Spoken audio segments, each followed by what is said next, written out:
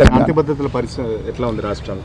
ఘోరంగా ఉందండి. శాంతి భద్రత ఒక నేర చరిత్ర ఉన్న వ్యక్తే ముఖ్యమంత్రి హోంమంత్రి అయినప్పుడు శాంతి భద్రతలు ఏముంటుంది? ఆయన్నే సంపుతా, లాగుల్లో తొండలు ఇడుస్తా, పేగులు మెడకేసుకుంటానే చావు భాష మాట్లాడుతున్న ఒక వ్యక్తి ఇవాళ ముఖ్యమంత్రి హోంమంత్రి అయినప్పుడు ఏముంటుంది? ఆయన ప్రతీకారోచితం రగిలిపోతూ ఉన్నాడు. ప్రతీకారం నేరం. నిజంగా నేను పోలీస్ డిపార్ట్మెంట్ ఒక్కటే ప్రశ్న అడుగుతున్నా.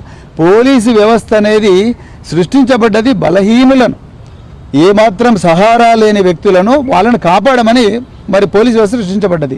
ఇలా అధికారంలో ఉన్న వ్యక్తులు దౌర్జన్యాలు చేస్తుంటే ప్రతిపక్షాలను రక్షించాల్సిన బాధ్యత పోలీసు వ్యవస్థ మీద ఉంది. కానీ ప్రతిపక్షాల మీద అక్రమ కేసులు పెట్టి ప్రతిపక్షాల మీద దాడులు జరుగుతూ ఉంటే మీరు కేసులు పెట్టకుండా దాడులు చేసిన అధికార పక్షాన్ని మీరు కాపాడుకుంటూ వస్తూ ఉంటే, సహిస్తూ వస్తూ ఉంటే ఇంకెక్కడ పోలీసుకు ఉంటుంది? ఇంకెక్కడ శాంతి భద్రతలు ఉన్నాయి? ఇంకెక్కడ రాజ్యాంగం ఉన్నది? ఇంకెక్కడ ఫండమెంటల్ రైట్స్ ఉన్నాయి? ప్రాథమిక హక్కులు ఉన్నాయి? అవన్నీ కథం అయిపోయినాయి. తెలంగాణ అనేది వల్లకాడవుతున్నది. తెలంగాణ పూర్తిగా శాంతి భద్రతలు క్షీణించినాయి. రేవంత్ రెడ్డి గద్దె దిగితే తప్ప మళ్ళీ తెలంగాణలో శాంతి అనేది రాదు అని నేను అనుకుంటున్నాను. Thank you.